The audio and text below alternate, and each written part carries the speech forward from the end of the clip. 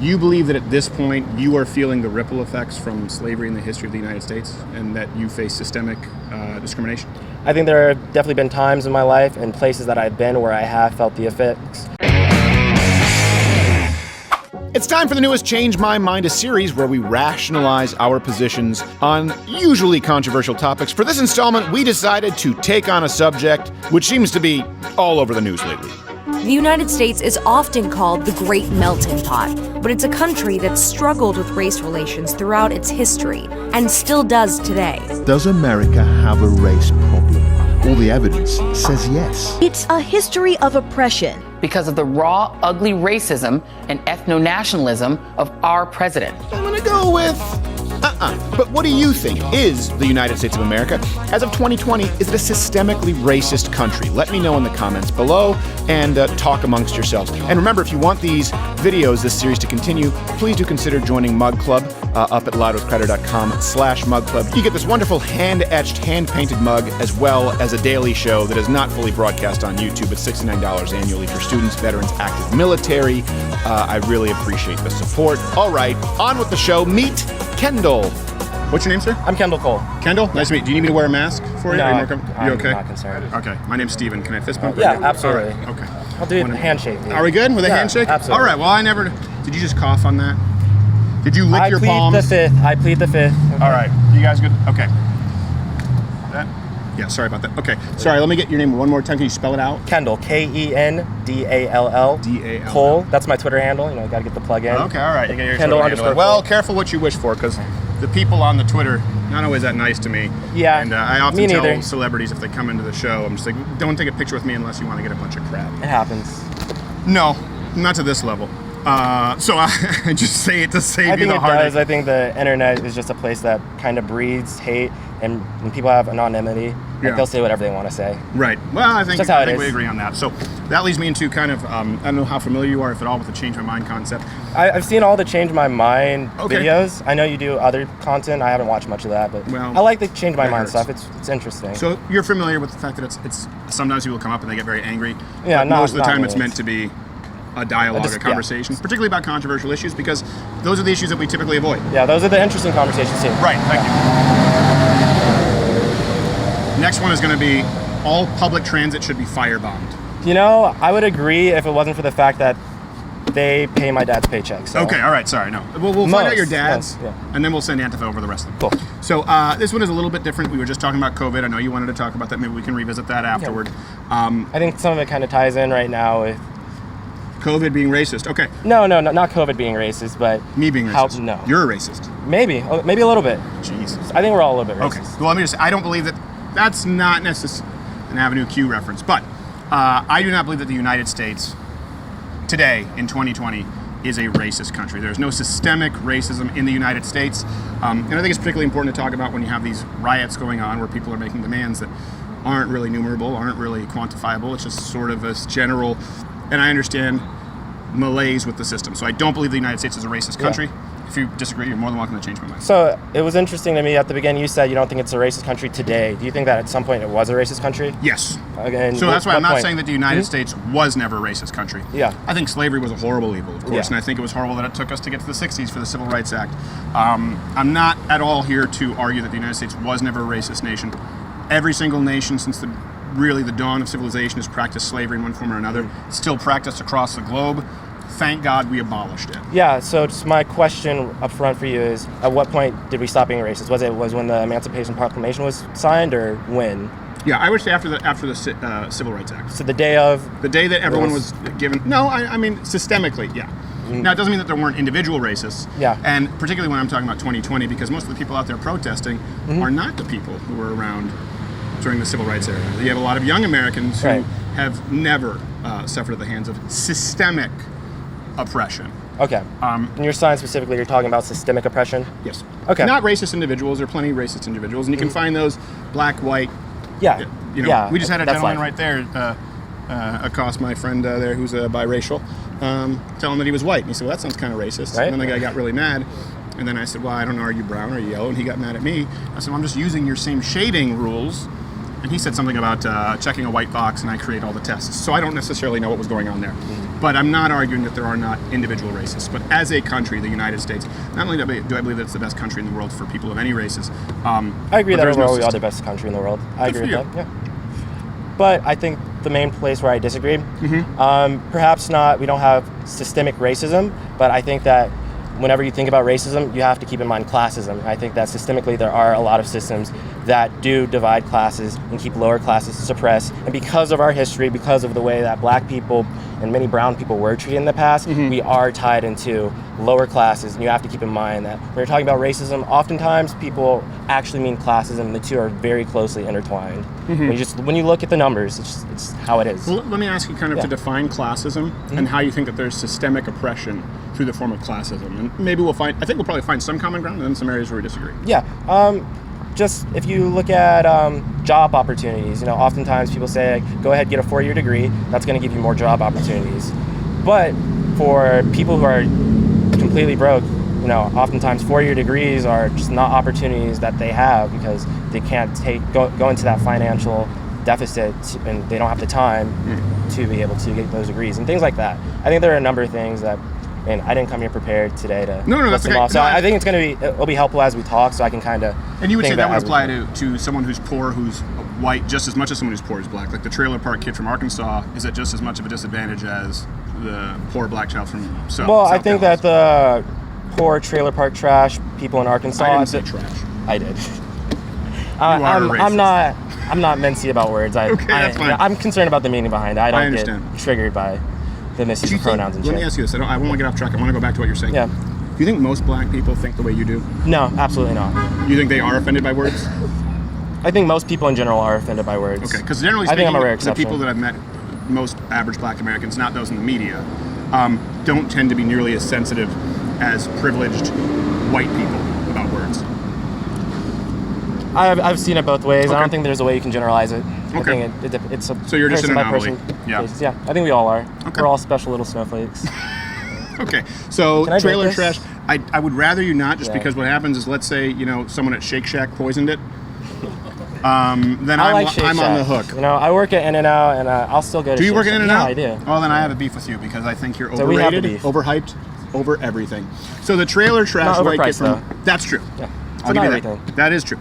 I think people just like to feel like they're a part of a secret menu. So you said the white trailer trash from Arkansas. So going back to classism, do Yeah. you believe that it would be the same disadvantage for someone who is poor in a lower class trailer trash white person from Arkansas as, let's say, a kid from inner city South Dallas, or they don't? No, not quite, because of the stereotypes and the presumptions that people carry. I think that when a white person walks into the public, people oftentimes go in with a more neutral idea of what they could be. They have less assumptions and whatnot. Just like, okay, look in this room right now. I'm the only black person right now. Well, you weren't. know? There were other black guys. They're all. I'm Maybe seeing 30 browns and minutes Asians. ago. Okay, I'm very outnumbered. I'm out-ratioed right now, right? Well, can I say something right there? Yeah. Because I will tell you this. There have been some people who've come up who've been unsavory characters, Yeah. and you would not be Now, I will acknowledge this. Sometimes you make assumptions when you see somebody. For example, if I see a guy with a It's- Hell's Angels jacket, I go, ooh, let me be careful. Or if he's, got a teardrop tattoo. You would be someone here I would think, oh, that's someone who's dressed well, is articulate, has himself together. I'm I think not everyone- dressed well right now. I'm Well, sorry you're not. about You're everyone to be dressed mean cleanly. to. You got shoes going on. You're out I do. here. Barely the Not every- Ritz. which is more than I can say for everyone here. Some of these people look like they should. They're the hobos. So I don't necessarily think that, at least in my experience, and with everyone I know who works on my crew, and we do have black people, and we do have Latinos. Diversity bit of quotas. space. Yeah, it is. I don't think that people would necessarily look. I think some would. I don't think that's necessarily true. I think it's a lot more common than you might think right off. Could be. Yeah, I think it's the unfortunate truth of the world that we live in, and it's derivative of the world that we came from. Yeah, I don't necessarily know that I would agree with that for a few reasons. Like we kind of mentioned, for example, let's use the education example specifically, Yeah. because you said going into college. I think that actually a young black man from South Dallas has a great advantage over a young white trailer trash steward from Arkansas. Eminem, Salem's Lot. We'll go that. That way it's specific and we're not generalizing anybody. It's Sure. a very specific person. Hey, I'm also from Detroit. Are you? Yeah. Oh, where are you from in Detroit? Michigan, Detroit. Come on. Are you actually from Detroit? I don't know the People hospital. say Detroit, they Yeah. mean Mount Pleasant or something. Detroit area. I don't remember. I moved here when I was like 4, and I Okay. don't really. You're care. from Birmingham. No, not Birmingham. I'll remember it when I hear it. You know. There are far more scholarships available Yeah. to Black Americans, and Black Americans are accepted into universities with significantly lower test scores than white Americans or Asian Americans. So I do think that there have been some attempts to right wrongs of the past, which actually haven't yielded good results. They've yielded worse results in applications and enrollments and graduations. And what's interesting is when you look at the classism, first off, we have more class mobility here in the United States than anywhere else. Certainly than Can you Canada. define class mobility for me? Meaning there are more people in the United States who end up in the top 30% of income than anywhere else in the world. At some point in their life, we're in the top 10%, including people go from the top 10, from the bottom 10 or the bottom 30 to the top 30. The top. There's more class mobility here in the United States, more ability to rise out of poverty into upper middle class than anywhere else in the world. It's not even close. Right. Just curious. I'm going to look it up afterwards. Where do you get those numbers Absolutely. from? I can show them to you here Yeah, if you would like to. Yeah, I'd definitely like to glance. And it's even interesting where you take people where they might have a higher overall quality of living, like Sweden or Denmark, and you take Swedes or Danes and you bring them to the United States, and they have a higher class mobility and higher quality of living here in the United States, because I think we acknowledge that different countries have different cultures, and sometimes they're more studious, sometimes there are cultures that are more industrious. But when you transplant any culture to the United States, I shouldn't say any, but all the stats that we have available to us, the best parts of their cultures that they bring actually are accentuated, and we see more of that. Yeah, I So also think it's kind of interesting. Well, you say transplant in the United States. Can you be more specific on the areas? I think. Well, I just use like Sweden and Denmark as an example. But because those where are in the big- United States when they've been transplanted to? Because Anywhere. anywhere in the United States, I doubt many of them are going, to the middle of Mississippi. Right, but I think know. that's part of the issue. When you look at rural areas, when you look at ghettos, where a lot of these lower income people are, where a lot of black people are, oftentimes And we white get people. more so black people. Oftentimes, statistically, when you look at our proportion of this society, I think There are more white people on welfare than black people. there are more white people in the United States. Exactly. Yeah. But that's what I'm saying. But I'm saying But as when you far as look the at the total ratio- number. Yeah, I understand when you look I'm at the talking ratio. about population ratio Yes. per capita wise. You do have more black people who are poor than white Yeah, people. and as a percentage. oftentimes I And why think- do you think that is? Mainly because of the history of the United States, the discrimination that has happened in the past, the disadvantage that we were in the past. We started so far behind in this race, so like there's only so far that as a collective we're going to be now. So let me ask you this. Yeah. How old are you? I'm 19. 19. 19 and a half. So you believe that, let's say, a 19-year-old yourself. Yeah. You seem like a pretty articulate guy. You going to school? not Or right you're now. working in and out? I think you'll probably do okay. You seem like a pretty sharp guy. Yeah. You believe that at this point you are feeling the ripple effects from slavery in the history of the United States, and that you face systemic discrimination? I think there have definitely been times in my life and places that I've been where I have felt the effects. I think Mm-hmm. overall, I grew up in a very privileged family. My parents, they make good money. Do you have both parents? Yeah, and that's the a other huge, thing. That's also a far huge bigger than thing. any Yeah. other statistic. Yeah. Because when you take, that's something that I think is important, and maybe we could find common ground. When you take upper middle class white kids or black kids, they perform typically the same. When you take lower class white kids or black kids, they often perform the same. When you take any class of kids without a dad, they perform very poorly by all metrics available. As a matter of fact, if you want to avoid being in poverty, there are 3 things that you can do. It's very simple. Go to school, don't commit a crime, wait till you're married to have kids. Right. So I want to hear That's your opinion on this. Why do you think that oftentimes more black children have to grow up in one household with families? I want to hear. Can I speak freely without being accused of racism? Yeah, absolutely. I think it goes back to the welfare reform, and it goes back to the model cities program. It goes back to a welfare state created that disincentivizes people from staying married. There's a financial incentive right now to not be married. So if The that term baby incentive is mama there, actually- why is it only happening to black families? Because there's a higher percentage of black families who use welfare than white families. And why is that? Because Well, at a certain point, though, you do have to end that cycle. There is a responsibility. Your parents chose to stay together, right? Sure. That cycle can only be broken through personal responsibility. yeah, At a but certain before point when we you stray create- too far away from that, Sure. why are more black families on welfare?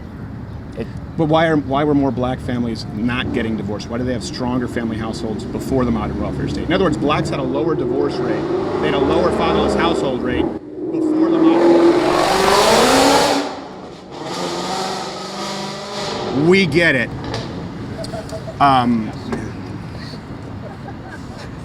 Careful, there's a lot of connotations there. Sure. They had stronger family units before the modern welfare state. Where stronger. Now, that was also sold to them from the Democratic Party. It was sold to them as something that was owed to them through reparations, right? This was a big part of the targeted black areas and encouraged them to get on welfare. And then through that point, continuing through that end, they then created financial incentives to not be married. And at a certain point, I do believe when all rights are equal, since the 1960s, as far as the right to vote, when we're talking about the right to own property, redlining has been stopped, and there are systemic advantages afforded to minorities, not afforded to white people. There does have to be, considering that we know how beneficial and how much of a privilege, there's no greater privilege than being raised in a household with a mother and a father, that some personal responsibility does need to come into account. And that someone today who chooses to walk out on their wife has nothing to do with the Emancipation Proclamation. What do you think the solution is? What do you think the end game is? It's very tough to propose a solution because the solution can only come from the ground up through family units, through strong family units, and through moral character and teaching people to stay with their kids. Because like I said, I think if we educate young people, white and black, listen, be responsible, don't commit crimes, graduate school, wait till you're married to have kids. Yeah. And that will change, that will generationally change. In other words, statistically, I think it's a 97% chance that you are above at least middle class if you do those things. It's not really rocket science. And by the way, that doesn't even necessarily mean that you need a higher education degree. Yeah. And no one talks about it. Right. And unfortunately, unlike our conversation here, which I think has been pretty fruitful, you know, often if white people say that, they're accused of being a racist. Yeah. But before we stray too far away from that, But will we agree on that that's something that's been sort of tossed by the wayside, not been given the importance that it needs for all families, staying together and raising someone in a nuclear family? yeah. Overall, yeah. And that sports cars mean small penises.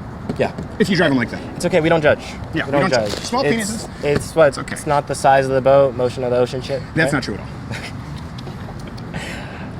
Going back to education, I think primary and secondary education is also a very big issue. People who grow up in less fortunate areas, people who grow up in ghettos, oftentimes they don't get the best primary education.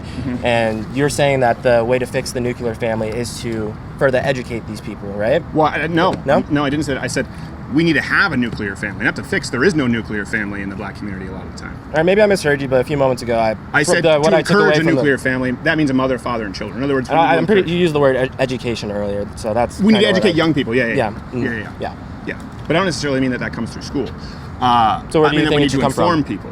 Yeah, If it's not coming from school, well, I think where it do needs you to want come from leaders from both communities. I mean, let me ask you this: how much have you learned in school versus how much have you learned from people you respect or books that you read on your own or authoritative figures? Far more from the latter.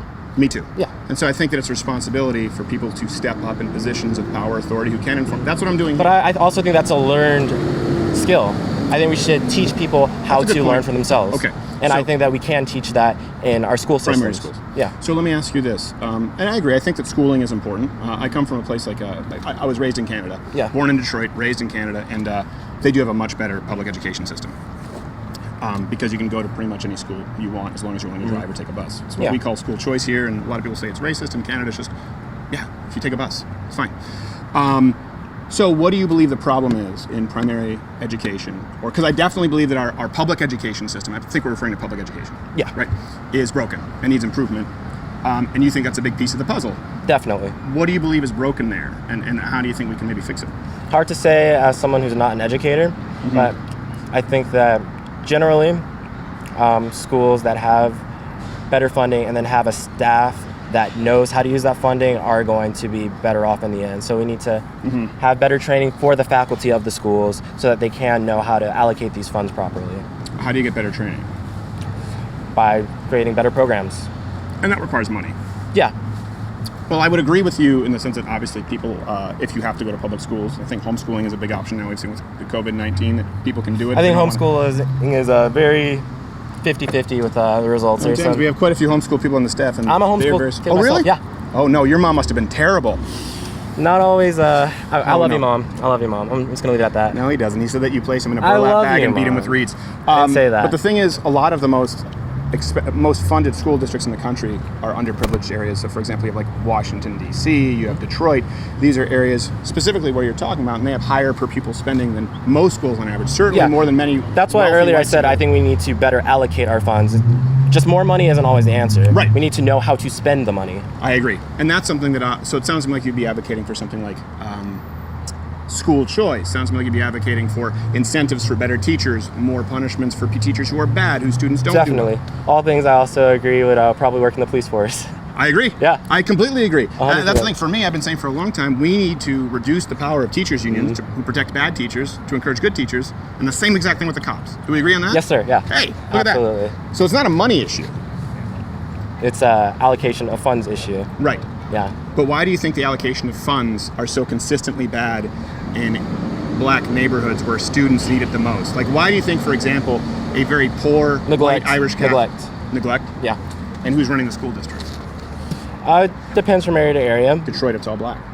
It's people who should be serving their community. Do you know a student has more chance of ending, a student who enters high school in Detroit has more chance of ending up in prison than graduating high school, even though the per pupil spending is almost $15,000, which is significantly above the national average. Yeah. And everyone who sits on that board are people from Detroit.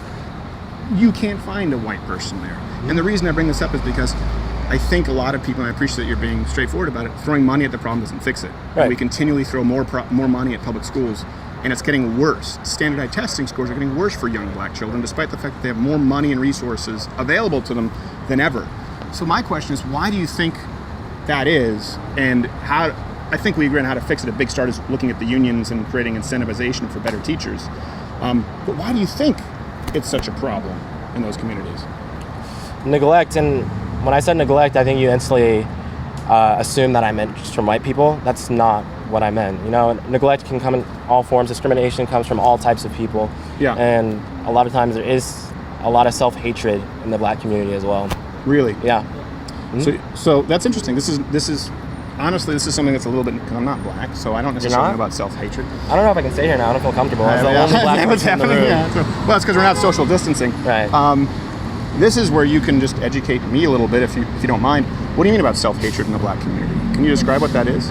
Yeah, so a lot of times when you look at the media, there's one type of black person that you see. You know, there's one thing that a lot of people feel like they are assumed to be and that they're told to be. So that kind of feeds into themselves because they feel like then once they go into society, this is what people expect me to be. So I can't deviate too far from that because they already have these preconceptions. So Yeah. it's hard to change preconceptions oftentimes, especially like on a first impression basis. And you think that that's these preconceptions of what a black man should be is stronger than typically what a white man should be? Could you tell me maybe what it is you feel is expected of someone like you as a black man? Like, what you mean to say preconceptions? What do you mean you think they expect? That every black person is an athletic guy who all they know how to do is play sports and that's all that they want to do. Yeah. But you're probably pretty athletic, right? No, I'm fit, but I'm not athletic. I'm bad at sports. Do you think maybe that they exalt a certain group of... I think it was recently Soledad O'Brien said, well, really, CNN wants to have the right kind of black people on. Mm-hmm, yeah. Is that sort of what you're echoing? Definitely, yeah. Yeah. That's got to be tough. Yeah. Because, you know, he is biracial. He's a quarter black. Black Garrett, And yeah. His dad You is reference actually him a half lot. black. Yeah. And he's talked about that because all of his relatives are black. And he'll get flack because he's kind of... he's kind of a nerd. You know what I mean? Like, he's in it, like, he has Coheed and Cambria comic books. He does a lot of the props and makeup. I'm saying, Look at the way he's dressed, right? Yeah, I know. You know what I mean? And he has some of his relatives saying, like, well, you're not black. And he's like, and my dad is actually just as black as theirs. And he talks about it. And I've got to imagine, listen, this is something that I don't really have to deal with as a white person. No, you don't. Yeah. And but it's not inflicted upon me from the white community. I mean, we get black guys who do, like, the comics, like, they always do the white guy voice. You know, they think we all talk like that. But it doesn't really bother me. Wade talks that way. So a lot of us do. But this is something that you're saying that sometimes people in the black community expect of you, and it's hard to live up to. Not just the black community. The world. Primarily, yeah. Yeah. That's pretty tough. You know, a good example of that. You remember the 68 Olympics, you know, the Black Power symbol? I know the Black Power symbol.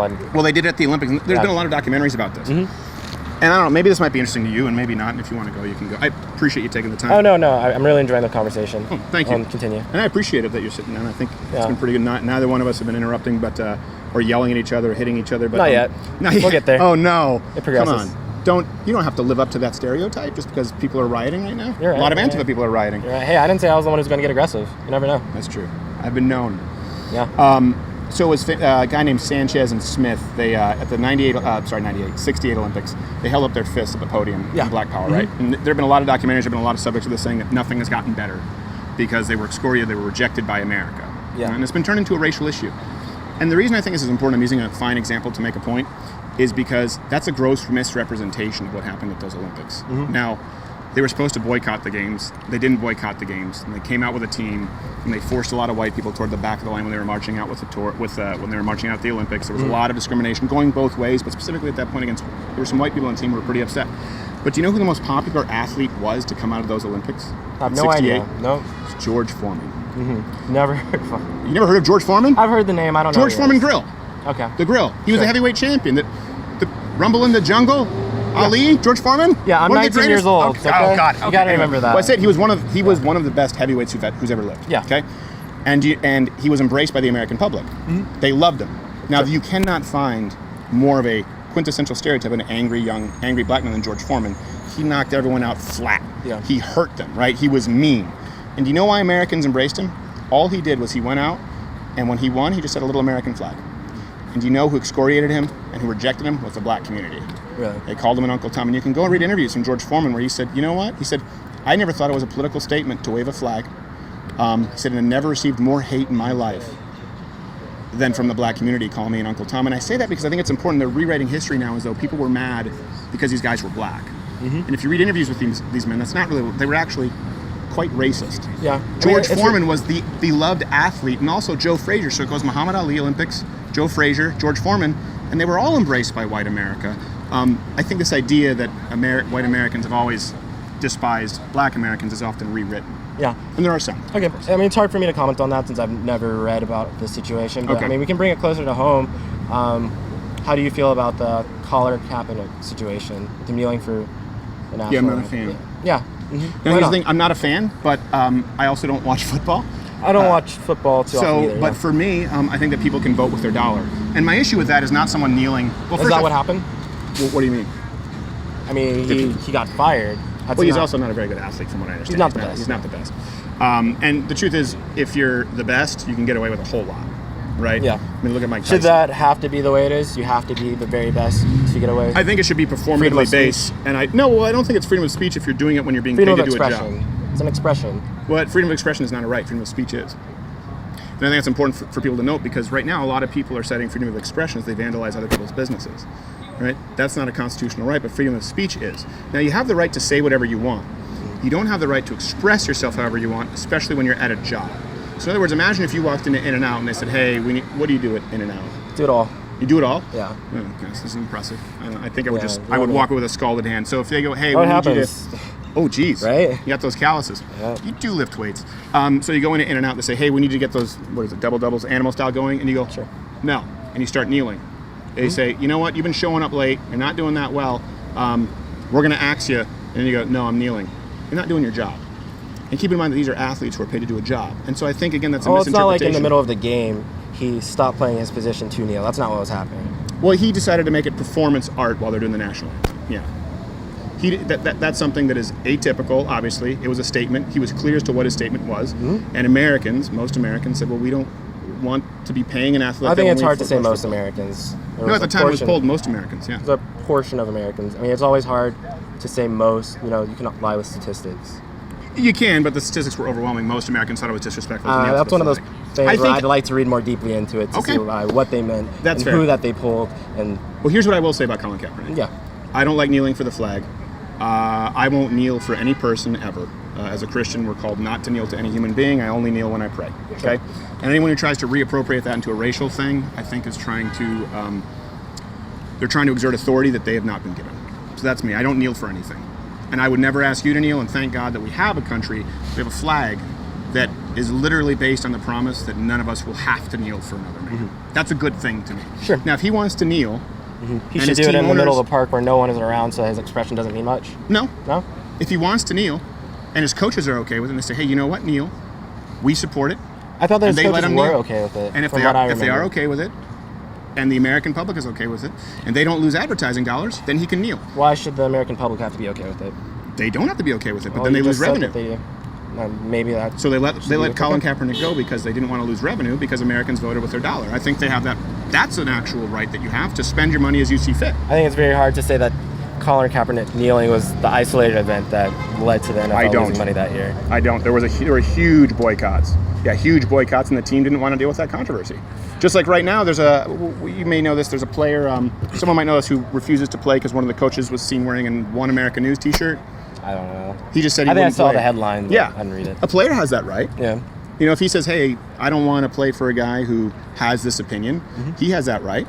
And the coach who wears the shirt has the right to say, okay, hit the bricks, or I won't wear the shirt. All right, so let me ask you this. Do you think that's a reasonable position? Like, if Colin Kaepernick wants to kneel, and the coaches and the league have no problem with it, and they keep him, and the league wants to let the cards fall where they may financially, I say, let him do it. I think the league should have let him do it.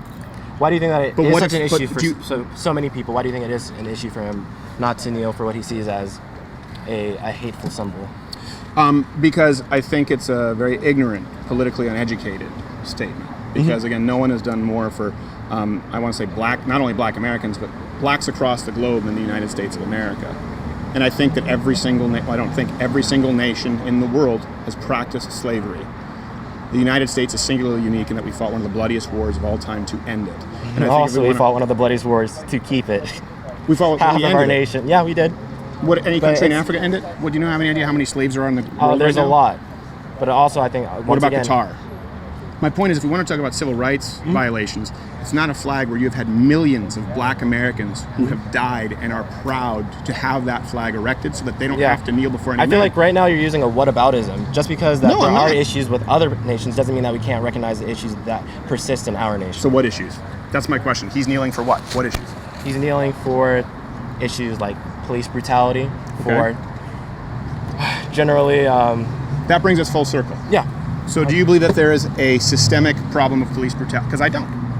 Against black Americans, I don't. I think there is a systemic problem with classism, which ties into racism because many black people are poor. Okay, so you believe police are more likely to shoot someone poor regardless of race? Possibly because of over-policing. There are more police, so if we say that every police officer has the same statistical chance to shoot somebody, if there are more police in one area for a certain amount of people, I think it's more likely that those people are going to be shot. Okay, so you don't think it's a race thing? Because Colin Kaepernick does. And that was the reason he was kneeling. I don't think you need to say that it is isolated as a race issue, but once again, oftentimes you need to, when you talk about racism, when you talk about classism, you need to keep in mind how intertwined the two are. Okay. And I don't think it's fair to try to isolate and say, well, this isn't an issue because, I'm sorry, I didn't mean to That's you okay. know, just got a Don't little worry, I don't excited. think you're an angry black man. That's okay. Not You can- yet, not yet. But let me, I guess you mentioned police brutality because Colin Kaepernick kneeled for police brutality, right? Specifically, this goes back to Mike Brown, which was a lie. His hands weren't up, don't shoot. He was punching a cop repeatedly in the face and tried to take his gun. Sure. So, can you see how when someone kneels based on a lie, the hands up, don't shoot, which never happened, and you have other Americans who support police officers, including black Americans, by the way. There's a higher portion of black police officers than there are a percentage of black Americans, and they go, well, his hands weren't up, don't shoot. He was violently assaulting an officer, Darren Wilson, who, by the way, asked to be in an area so that he could help assist the black community and communicate them with more effectively, and this is a lie. People get upset with that. Now, I do think we have a police problem. We have a police reform problem, and I think we agreed one of the ways is to reform unions. I think we need better training. But Colin Kaepernick was kneeling, and if you look at some of his speeches after that and interviews that he gave, because he believed that black people were basically being modern-day lynched by police, and that's what these riots are in Dallas. Yeah. I don't agree with that. I don't think it's true. Do you think that's the case? I think there's an element of truth to it. Okay. You know, there's so many things where, like, as a working person with other obligations, I don't have the time to go out and read every single article. But when I do see headlines, I feel like there is an overwhelming amount of odd events that occur of, like, literal modern day lynchings, Like what? like actual black people literally being lynched. Like what?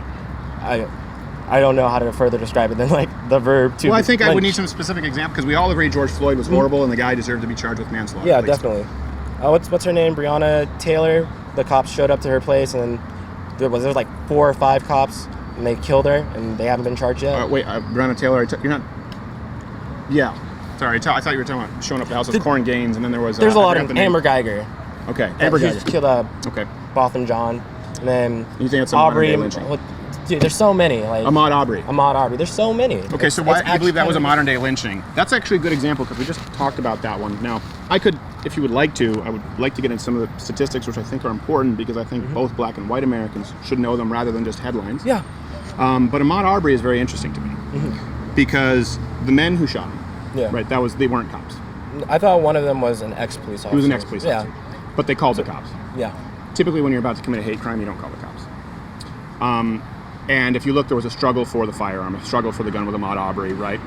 The man literally was jogging down the street, and then two armed men tried to impede Sure, him. and I think it was a any very- rational person would have tried to disarm them in that Have you situation. seen? I don't. Have you seen Ahmaud Arbery's interaction with police officers outside of that? His I priors? haven't. No. What if I were to tell you that he was an incredibly violent, unruly, and threatening man? Literally even said to the cops he was driving on a suspended license. He was parked next to a railway track. I could show you this video right now. The police officer came up and very nicely asked him for his identification. He told him he was going to f*** him up.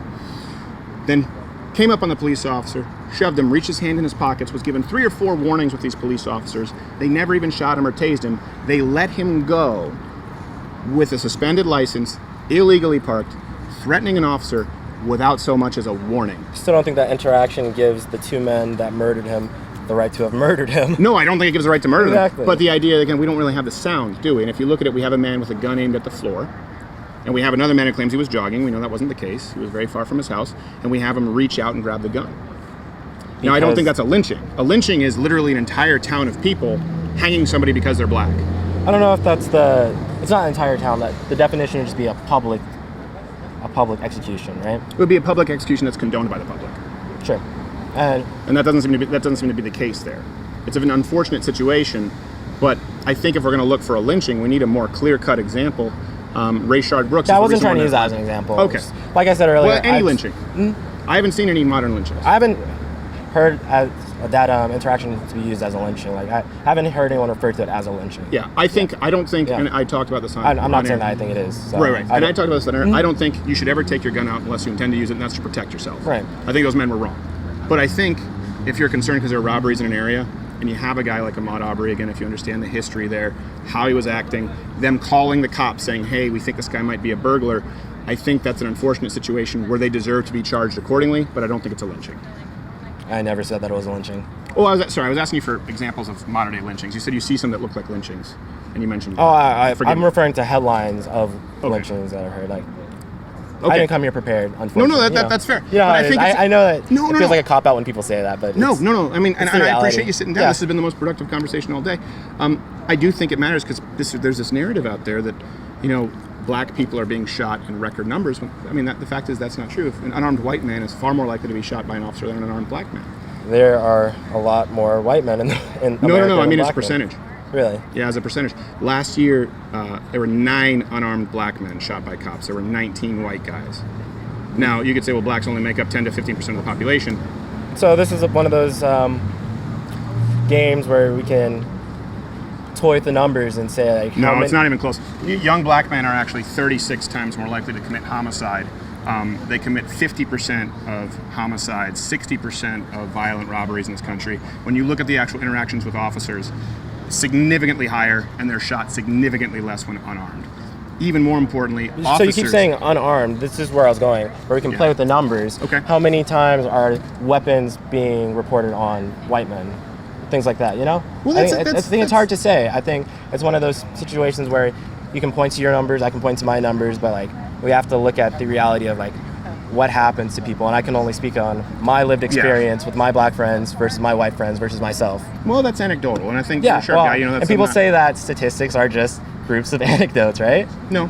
And people do. I know people say that when they don't like statistics that are overwhelming. Again, that would be the case if we're talking about one police precinct. This includes all police data that we have, the FBI, the DOJ. A lot of these enterprises, obviously, a lot of these wings of government and a lot of these police departments are headed up by black people and black mayors in black states. An officer of the law is 18 times more likely, 18 and a half times more likely to be shot by a black man than a black man is by a police officer. There's no way you can tweak those numbers because we have mortality rates. 18 times more likely a cop is shot by a black man than a black man shot by a cop. And so I think right now, when I think we both would- are very valid issues that we should aim to fix. Right, but do you I don't think we're you don't fixing need it to right now? isolate them and say, Do you well, think we're fixing this- it right now? You think we're making it worse? The riots and the idea of framing it through race, which I believe is false. I think right now, let me tell you this, I'm very concerned. Really? No, I seriously am. I was talking with someone at YouTube about this. Yeah. I think that right now you're going to see more racists than ever in the history of the United States. I grew up in a post-racial America, largely. Yeah. I But think now I think you see the riots and the looting, and you have a lot of young people who, unfortunately, when the media says race, Black Lives Matter, and you see riots and hundreds of millions of dollars or billions of dollars in property damage, you're talking about 25 million just in the city of Minneapolis alone, when you have police who are leaving the force because they're being shot and paralyzed in record numbers, over 25 people dead, over 400 officers shot, I think, and when the media goes, black, you're going to have a lot of young white kids who would have never grown up with this conditioning go, I guess this is black. And that really concerns me. That's a big part of why I'm out here. And I hope that you understand. I hope that you believe me when I say that does come from an authentic place. That's a legitimate concern of mine. And I never said that I thought the riots were a good thing. Right. No, I largely agree with you. Yeah. And But this it's based is on an a lie. entirely But it's another based on issue. a lie. I think that it is good to get education out there and then spread the word on what you think issues are. But I think another large issue with Black America is that we don't mobilize our voters very well. How do you mean?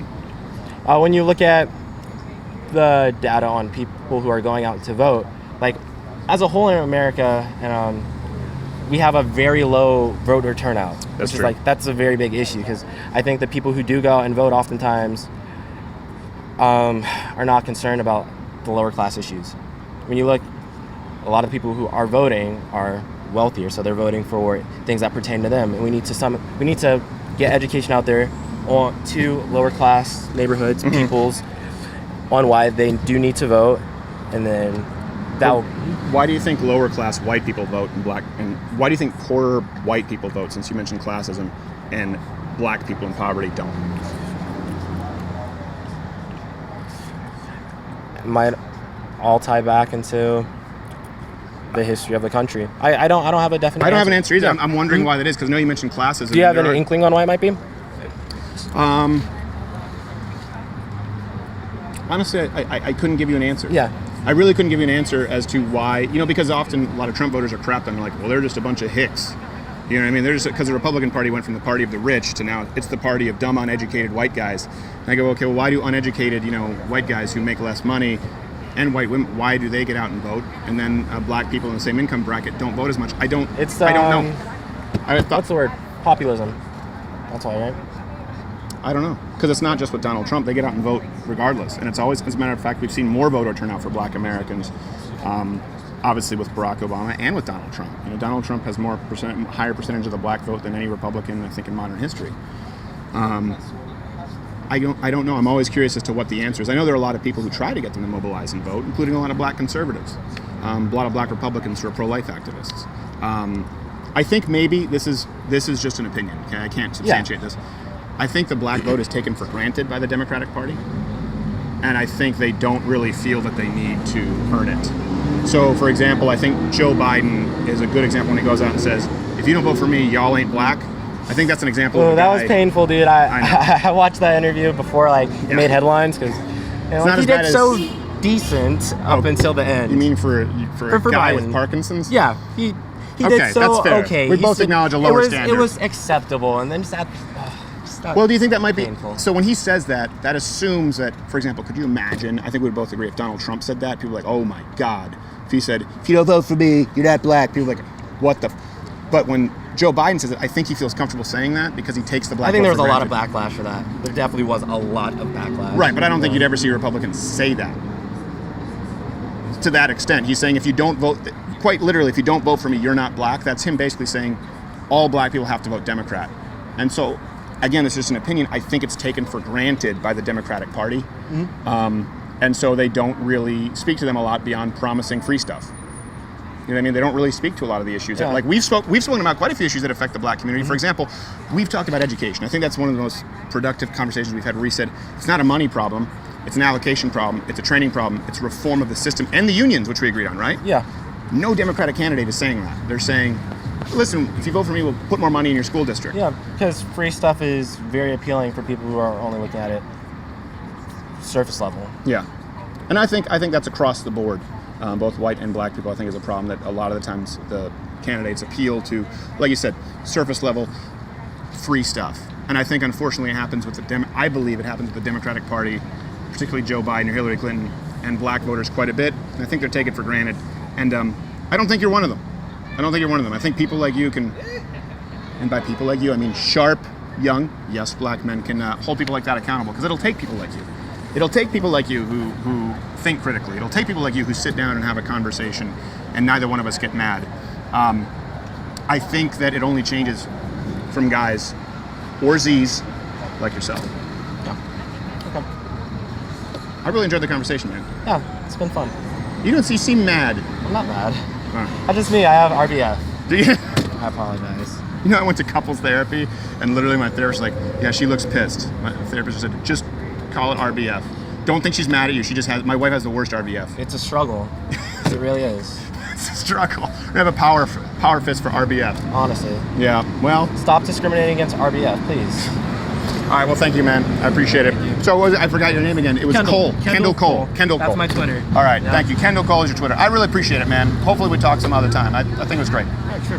Thank you. All right, God bless. Hey there, YouTube viewer. If you like this installment of Change My Mind, click on one of these other installments, Playing in a Box. It's the only way you can find it, because if you search it, it may not show up because it's controversial, and YouTube wants to discourage that.